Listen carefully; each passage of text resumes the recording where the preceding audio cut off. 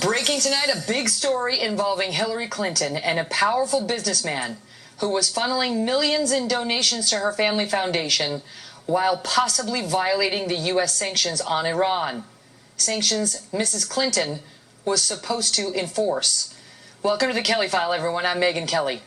There are serious new questions tonight involving Hillary Clinton and the man seen here, Victor Pinchuk.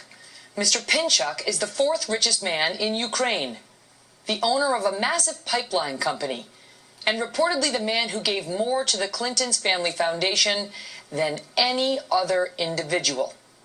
A report now released by Newsweek magazine alleges that Mr. Pinchuk's company may have violated U.S. sanctions on Iran, done business with Iran in 2012 and possibly beyond that year, by delivering nearly $2 million worth of steel pipes to Iran for pipelines. That's a no-no.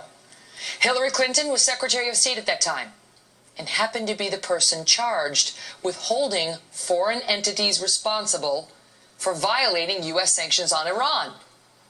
During that same time, between 2009 and 2013, the Clinton Foundation received at least $8.6 million from the Victor Pinchuk Foundation, and Pinchuk has pledged more than $20 million more and hasn't been charged with violating U.S. sanctions on Iran. We have a big lineup tonight on this. Howie Kurtz is here on the media's handling of this story. It's been ignored entirely. Chris Direwalt on the possible political fallout from Mrs. Clinton. And the Wall Street Journal's Brett Stevens is here. But we begin with Trace Gallagher, who has more on Mr. Pinchuk and the story. Trace? And Megyn, make no mistake, the Interpipe Group is a major global player when it comes to manufacturing steel pipes, including those used in gas and oil distribution. The company, as you said, owned by 54-year-old Victor Pinchuk, the fourth richest man in Ukraine, the largest individual donor to the Clinton Foundation. Pinchuk has known the Clintons for 9 years and has reportedly become very close friends with Bill Clinton. Victor Pinchuk is also the son-in-law of a former Ukrainian president who the New York Times says was accused of corruption, nepotism, and murdering journalists. The former president also sold a state-owned steel company to his son-in-law for what critics say was pennies on the dollar. Now, back in November, former Congressman Republican Steve Stockman raised a red flag with the U.S. Treasury Department over Interpipe's dealings with Iran. Stockman was concerned that Interpipe was circumventing U.S. sanctions that prohibit any single invoice of more than $1 million to Iran's oil and gas industry. Newsweek now claims it has documentation that confirms a series of shipments from Interpipe to Iran in 2011 and 2012 with invoices totaling millions of dollars. Now, some argue that U.S. sanction laws are not well defined and that Interpipe may not be in violation, but Interpipe also has a subsidiary right here in the U.S., and that alone might qualify the company for crippling penalties like denying it access to both the U.S. market and U.S. banks. Back in 2012, a Chinese oil company with no U.S. base of operations was penalized for ignoring U.S. foreign policy. Of course, the State Department is in charge of policing the list of foreign companies, and at the time, the head of the State Department was, of course, Secretary of State Hillary Clinton. Interpipe has responded to Newsweek's story, calling it inaccurate and potentially libelous, saying, quoting here, Interpipe has complied with the sanctions to the letter. Any allegation to the contrary is completely wrong. The alleged evidence of alleged violations is either falsified or the authors have been misled in the interpretation. Experts say, violation or not, this is why even some Clinton supporters believe taking donations from foreign companies is a bad idea. Trace, thank you. Joining us now with more, Brett Stevens, a columnist for the Wall Street Journal and author of America in Retreat, The New Isolationism and the Coming Global Disorder. Brett, good to see you.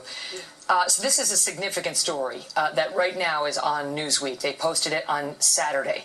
And this is as close as we've seen so far to a direct suggestion of a this for that deal, where this guy made millions in donations to the Clinton Foundation, and according to this former congressman and according to Newsweek, which claims to have seen the documents, he was providing oil supplies basically to Iran, which is a no-no under U.S. sanctions, and faced no penalty, which he denies, but Newsweek and this former congressman seem to think he did. Well, look, this is To me, this is just an emblematic story about the way the Clintons do business, the way they've done business for a long time, since their days in Arkansas, all the way into the present. Look, if Hillary Clinton has a theme song for her campaign, it should be Blurred Lines. Because here we see a perfect example of the blurring of her functions as Secretary of State, as a political figure, as a person with responsibility over a major philanthropy, and then in terms of her private interests. I was at a conference in Ukraine just a couple of years ago, sponsored by Mr. Pinchuk, and who, of course, were the star guests, the guests of honor, Bill and Hillary Clinton. Hillary Clinton gave. They're very tight. Bill Clinton is among his close friends. Bill Clinton went to his birthday party, his 55th birthday party. I think it was his 50th birthday when he flew in Cirque du Soleil into a town in. That's nothing. I did that for my last birthday too.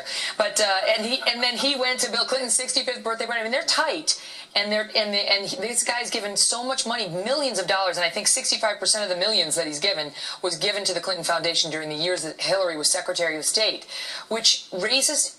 It just underscores the problems that she is going to face if we have a diligent press corps in taking a hard look at what she did or didn't do for those companies while she was secretary. Right, and I think that it's going to be very difficult to prove anything one way or the other. It is true that sanctions laws can often be very imprecisely drawn. It's not clear precisely what's under sanction.